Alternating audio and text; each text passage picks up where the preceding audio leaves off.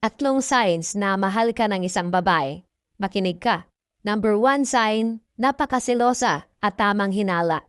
I don't know kung maniwala man kayo sa akin o hindi, pero most of the time, ganyan ang mga babae, lalo na kapag mahal ka niyang totoo.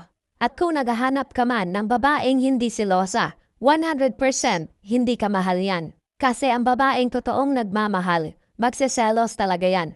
At alam niyo po no, ang sarap kaya sa pakiramdam kapag ang girlfriend mo ay nagseselos. At dito mo mafe-feel na hindi nga talaga gusto na may kahati. At dito mo makikita no na talagang mahal ka niya. At tandaan niyo po no, kapag hindi na nagseselos ang girlfriend niyo, kabahan na kayo. Kasi mataas ang percentage na hindi ka na niya mahal. And please wag po kayo magsasawa na mahalin ang babaeng selosa. Kasi karamihan sa kanila, kapag sila ang nagmamaneho sa isang relasyon, talagang magtatagal yan. At ito no, ang babae nagsiselos yan hindi para magalit ka.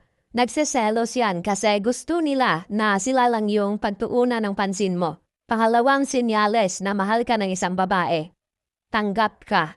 Kapag ang babae tanggap ka lahat, asahan mo ito. Authentic at genuine ang pagmamahal niya sa'yo. Kapag ang babae ay sinamahan ka sa pinaka-lowest part ng buhay mo, asahan mo, mahal ka niyan.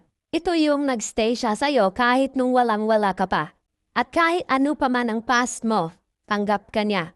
At kahit na bad boy ka pa, or kahit anong past na nakaka-turn off sa mga babae, hinding-hindi yan magbabase sa mga ganyan, kasi nga mahal ka niya.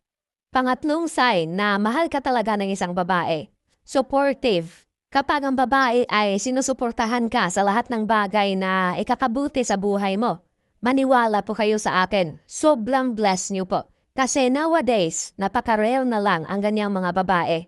Yun bang lahat ng good plans mo sa buhay? Hindi siya magiging barrier, kundi supportive yan. Susuportaan niya yung magagandang plano mo sa buhay.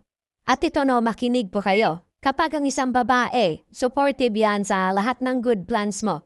At iko-correct ka niya sa mga bagay na ikakasira ng buhay mo. Asahan mo, mahal ka niya. At hanggat masaya ka sa mga ginagawa mo, hahayaan ka niya as long as hindi yan ikakasira ng buhay mo.